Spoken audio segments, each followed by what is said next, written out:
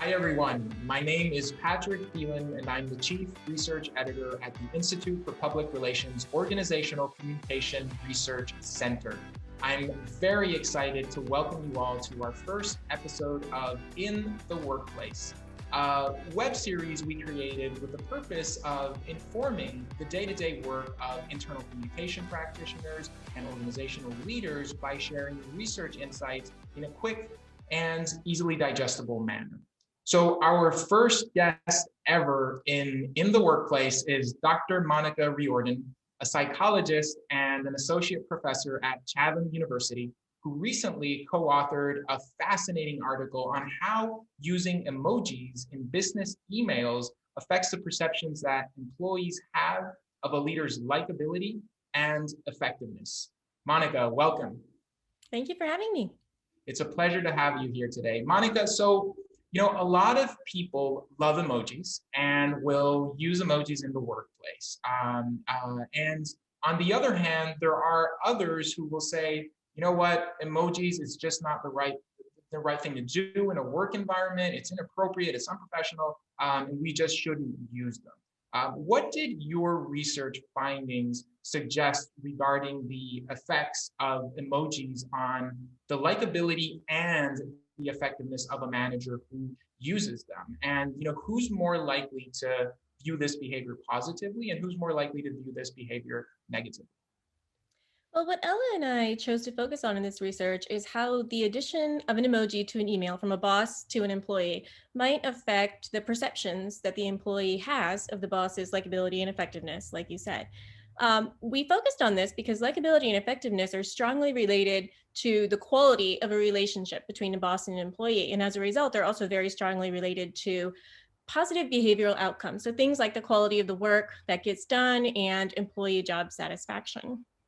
So what we did is we had several different emails from a boss to an employee, so either a male or a female boss. And we had some of those emails that had emojis in them and some of which did not. And we asked people to rate the likability and effectiveness of that boss on the basis of that email. And what we found is that there's actually a major gender difference between males and females in how they perceive of bosses who do or do not use emojis.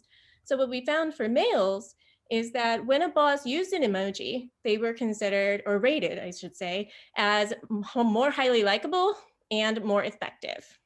But when they did not use an emoji, those ratings were much lower. For females, though, we found a very different pattern. So this is not the female boss. We're talking about the female participants. So there was no difference between a male and a female boss on any of these ratings, but we're only talking about how the male employees were rating this boss versus the female employees. Now, the female employees actually said there's no difference in likability between whether the boss does or does not use an emoji. However, they actually rated the boss as less effective if the boss used an emoji, which I thought was really interesting. So we followed up on that. Like, why would there be a negative outcome for using an emojis, but only specifically for females? And what we found is that females actually consider the use of an emoji in a workplace email to be inappropriate. They think that's just the wrong place for an emoji to be used. So they actually think the boss is a less effective boss because the boss is not using appropriate communication within the workplace. But what's interesting about this is that effect was actually less pronounced if the female worked in a very informal workplace. So it's really something that you need to watch out for if you are in a formal workplace where females don't think emojis are appropriate in that particular environment. Yeah, that's fascinating. So if I'm a manager and I only have male employees, then your research suggests yes, go ahead and use emoticons and use emojis. However, if I have female employees, I may have to reconsider that, right? Because my likability will not improve, and my effectiveness or the perceptions that they have of my effectiveness will go down. So that's really interesting. And you talk about the fact that females will perceive this behavior as more inappropriate. And I know that this is beyond the scope of your research project, but why do you think that is? Why will females view emojis as more inappropriate than males?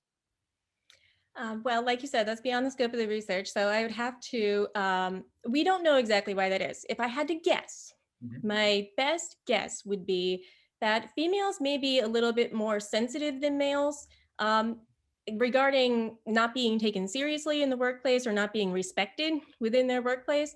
So as a result, they might react perhaps a little bit more negatively to what they might perceive as inappropriate or too informal communications coming from the boss. Yeah. Okay. Yeah, that's really, really interesting. And you also talked, you've been talking about how the gender of the subordinate makes a difference. You previously hinted that the gender of the manager does not have any impact on employee perceptions, and that's really interesting. Why do you think that is?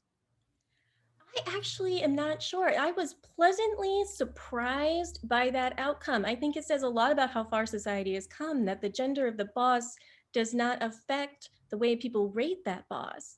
That's surprising considering we have decades of research suggesting that whether the boss is female or male makes a huge difference in how effective or how likable people perceive that boss to be, or how much they want to work for that boss, or different things like that. And so I was pleasantly surprised by the outcome, but I do not have an answer as to why we did not find a difference.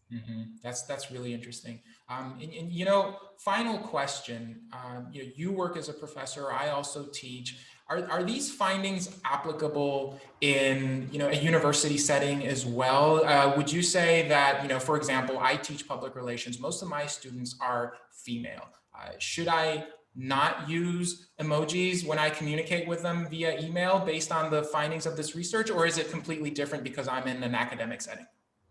Well, there's two major things I think that you should understand from this research, and that is when you make a communication, you need to know your audience and you need to know your workplace environment. And I think that's true whatever the workplace environment is. So like you're saying, in an academic setting, you're probably talking between a professor and a student. So let's say I'm commenting on a student's work and I say something such as, "This isn't your best work," and that's in an email. And the student could actually read that as me being angry, like, "This isn't your best work, like, you could do better. I'm angry with you." But consider if I wrote that same email, "This isn't your best work," but I put a smiley face in the end. That emoji actually kind of softens the message. So I don't sound angry. I sound maybe a little disappointed in the student, perhaps. And that could make a huge difference in the behavioral outcomes on the student's part. So they may be more likely to follow up with me. They may be more likely to ask me for help or advice. They may perceive me as more approachable. They may give me higher teaching evaluations. So there's all kinds of outcomes that will result from the perceptions that they have of that particular email. So it does matter, and we do need to shape it to that audience. I would be more likely to pay attention to the context of what it is I'm trying to get across. So in many cases, using an emoji such as "have a nice day," with an emoji with sunglasses, it might come across as a little unprofessional between a professor and a student. But using emojis to manage the emotional content of that email, I think would be more appropriate and is probably more likely to pay off in positive outcomes in that Mhm. case. Yeah, that's really interesting. Thanks for the tips, by the way. So thank you so much, Monica, for chatting with me today. It was a pleasure to have you here today. Thank you for having me. And thank you all for joining us in our first episode ever of In the Workplace. We hope to see you all very soon. Bye, everyone.